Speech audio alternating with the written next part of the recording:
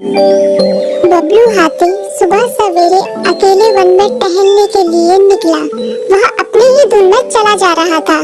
लगता था उसके दिमाग में कोई उलझन है जिसे वह सुलझाने की कोशिश कर रहा था।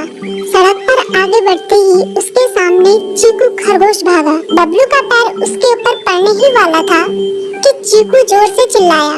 उसकी आवाज सुनकर बबलू ने अपना पैर पीछे खींच लिया। कहाँ खोए हो बबलू भाई? कहीं नहीं, बस कुछ ऐसे ही सोच रहा था। किस बारे में? तुम जानकर क्या करोगे? शायद मैं तुम्हारी कुछ मदद कर सकूं। तुम तो जानते हो आजकल वन में कितनी चोरियां हो रही हैं, पर चोर का कोई अता पता ही नहीं है। इस बात को लेकर वन के सारे प्राणी चिंतित थे।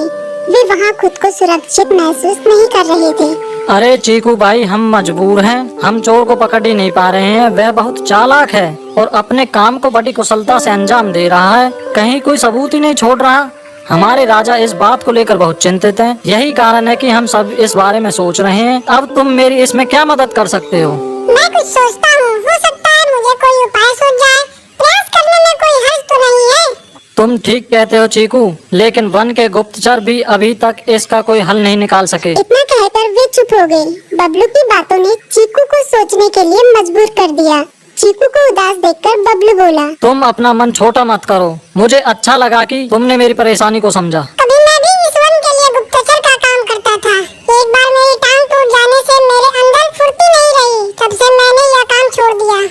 चीकू, तुम चाहो तो यह काम दोबारा कर सकते हो। वन के प्राणी ज्यादातर दिन में भोजन की तलाश करते हैं, वे रात को आराम करते हैं। तुम दिन रात दोनों में ही भोजन की तलाश में निकल सकते हो सकता है रात को तुम्हें कुछ ऐसी बातों का पता चल जाए जो हमारे काम की हो।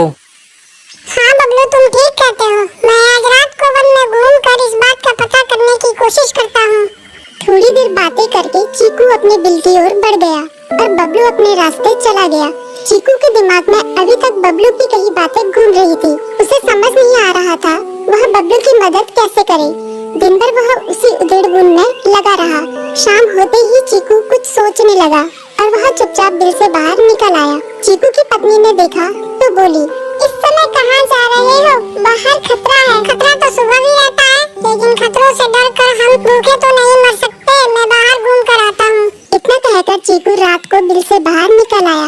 कुछ दूर जाकर उसकी नजर बंकू उल्लू पर पड़ी, जो कुछ ही दूरी पर था। वह पेड़ की डाल पर बैठा अपनी गर्दन चारों तरफ घुमा रहा था। वह तेजी से पेड़ की एक डाल से दूसरी डाल पर उड़ रहा था। बंकू की नजर उस पर नहीं पड़ी थी।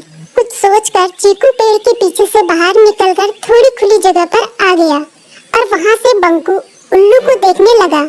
बंकू ने चीकू को अंधेरे में भी देख लिया, पर उसने उसमें कोई उत्सुकता नहीं दिखाई और अपनी गर्दन चारों ओर घुमाता रहा। चीकू बड़ी देर तक बंकू की हरकतों पर नजर रखे रहा। वह थोड़ी देर तक खुले मैदान में खड़ा रहा, पर बंकू ने उसे देखकर भी अनदेखा कर दिया। उसने महसूस किया कि बंकू के आसपास चमकू चमगादड़ भी मंडरा रहा था। कुछ देर वन में घूमने के बाद चीकू अपने बिल में लौट आया और सुबह होने का इंतजार करने लगा। अगली सुबह बबलू उसी रास्ते में जा रहा था। रास्ते में चीकू उसका इंतजार कर रहा था। आज बड़ी जल्दी आ गए बबलू। हाँ, आजकल मुझे चिंता की वजह से नींद नहीं आती। कोई नई खबर है क्या? यकीन से तो मैं नहीं कह सकता, पर मैं तुम्हें ऐसे प्राणी का नाम बता सकता हूँ जो शायद चोरों की मदद कर रहा है। कौन है वो? बंकू उल्लू। इतना कहकर चीकू ने रात की घटना उसे ज्यों की त्यों सुना दी। इसे सुनकर बबलू का माथा ठनका। बबलू की आंखें चौंधिया गई।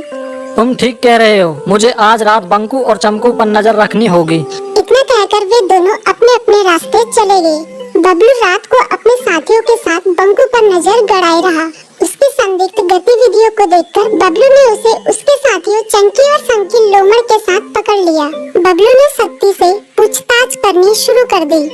तुम इस समय बंकू चमकू के साथ क्या कर रहे हो? हम चार दोस्त हैं, इसलिए साथ बैठकर बातें कर रहे हैं।